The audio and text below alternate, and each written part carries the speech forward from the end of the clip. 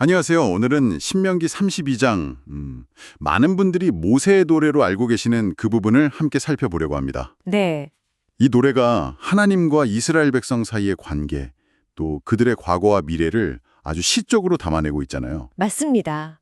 하나님의 그 신실하심, 또 백성들의 어떤 불순종적인 모습, 그리고 그 결과와 회복의 약속까지 굉장히 강렬한 이미지들이 많아요. 자, 이 노래 속으로 한번 같이 들어가 볼까요? 네, 좋습니다. 이게 단순한 시가 아니고요. 뭐랄까? 이스라엘 백성이 이제 가나안 땅에 들어가기 바로 직전이잖아요. 그때 모세가 남긴 아주 중요한 거의 유언 같은 메시지라고 할 수 있죠. 유언이요? 네. 시작부터 보면 하나님의 가르침이 비나 이슬처럼 스며들기를 바란다. 이런 간절한 마음이 느껴져요. 2절에 나오죠. 그리고 바로 하나님을 반석이다. 이렇게 비유하면서 그분의 완전하심, 또 공의로우심을 딱 선포합니다. 4절에요. 네, 그 반석이라는 이미지가 참 중요하게 들리네요. 흔들리지 않는 기준 같은 느낌이랄까요? 그렇죠. 근데 그렇게 시작해놓고 바로 다음 구절에서는 분위기가 확 달라지더라고요. 맞아요. 이스라엘 백성을 향해서 흠이 있고 삐뚤어진 세대다. 5절. 이렇게 지적하면서 하나님께 신실하지 못했다. 이걸 이야기해요.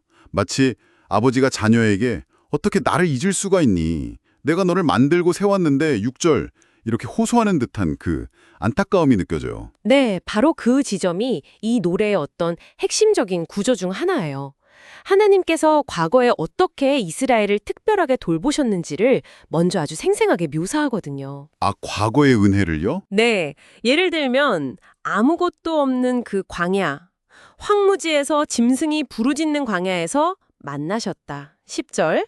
그리고 정말 눈동자같이 지키셨고 또 독수리가 자기 새끼를 날개로 엎어서 나르듯이 안전하게 인도하셨다. 11에서 12절 이런 표현들이 나오죠. 네네. 또 아주 풍요로운 땅에 소산을 먹게 하셨다. 13, 14절 이런 이야기들도 계속 나오고요.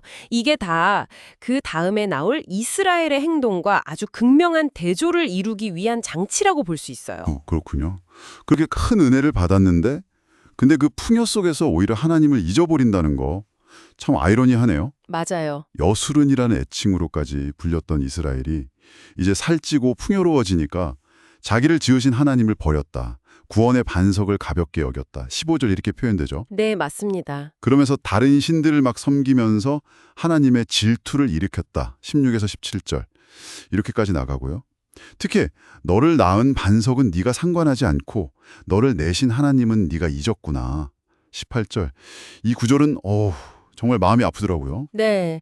그래서 그 배신에 대한 하나님의 반응은 아주 단호합니다. 이제 내가 얼굴을 숨기겠다. 그리고 재앙을 내리겠다. 20에서 25절 이렇게 선언하시죠. 네. 얼굴을 숨기신다는 게 참 무서운 표현 같아요. 그렇죠. 심지어는 그들을 이 땅에서 완전히 흩어버려서 사람들 기억 속에서조차 사라지게 할까? 이런 생각까지 하셨다고 나와요. 26절. 와, 정말요? 네. 그런데 여기서 정말 흥미로운 뭐랄까 반전이 있어요. 하나님께서 그 최종적인 심판을 멈서리셨다는 거예요. 멈서리셨다고요? 왜죠? 그 이유가 뭐냐면 바로 원수들 때문이에요. 이스라엘의 원수들이 이걸 보고 교만해져서 야, 이건 우리 힘으로 한 거지 하나님이 하신 게 아니야 이렇게 말할까 봐 27절. 그걸 염려하셨다는 거예요. 그러니까 이스라엘 때문이라기보다는 하나님의 영광, 당신의 이름이 더럽혀질까 봐요. 그렇죠. 바로 그겁니다. 이게 단순한 어떤 심판이나 자비를 넘어서는 하나님의 그 명예와 영광이 그분의 행동에 얼마나 중요한 영향을 미치는지를 보여주는 아주 깊은 통찰인 거죠. 하나님의 명예가 심판의 수위를 조절하는 요인이 된다는 거, 이건 정말 놀랍네요. 네. 결국 하나님께서는 이스라엘이 지혜가 없어서 자기들의 마지막이 어찌 될지를 분별하지 못한다. 28절, 29절 이걸 안타까워하시면서요. 그러면서 다시 한번 다른 어떤 우상과도 비교할 수 없는 오직 하나님만이 참된 반석이다. 30절, 31절 이걸 강조하세요. 맞습니다. 그리고 마침내 이제 하나님께서 직접 복수하시겠다. 그리고 자기 백성을 다시 불쌍히 여기실 것이다. 35절, 36절 이렇게 선언하시죠. 그 유명한 구절. 나는 죽이기도 하며 살리기도 하며 상하게도 하며 낫게도 한다. 39절.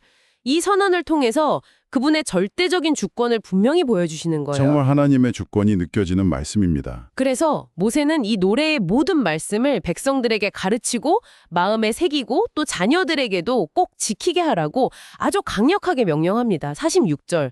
이게 그냥 헛된 말이 아니라 바로 너희의 생명이다.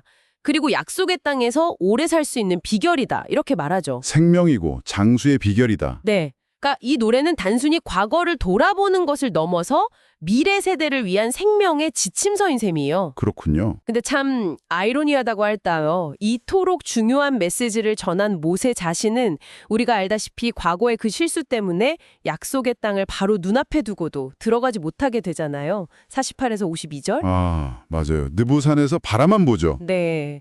그 메시지의 영원함과 그걸 전하는 사람의 어떤 개인적인 비극이 이렇게 딱 겹쳐지는 참 묘한 여운을 남기는 마무리죠. 그러네요.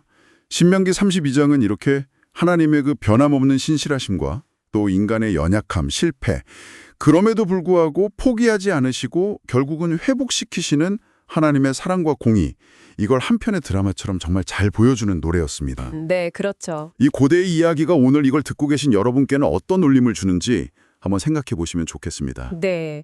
이 노래는 결국 기억이라는 것, 그리고 우리의 선택이 가져오는 결과, 또 용서와 심판이라는 어떻게 보면 시대를 초월하는 그런 주제들을 우리 앞에 던져놓는 것 같아요.